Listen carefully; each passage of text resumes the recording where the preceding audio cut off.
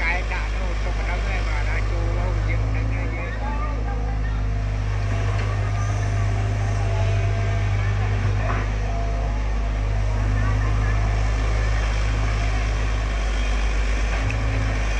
lúc cho ngay là chu lâu dựng đánh này gì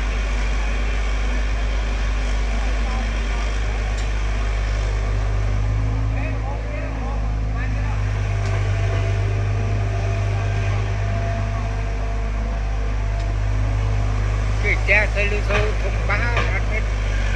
cả đấy chứ thực ca nhọn hộp đi có tiền từ nữa đâu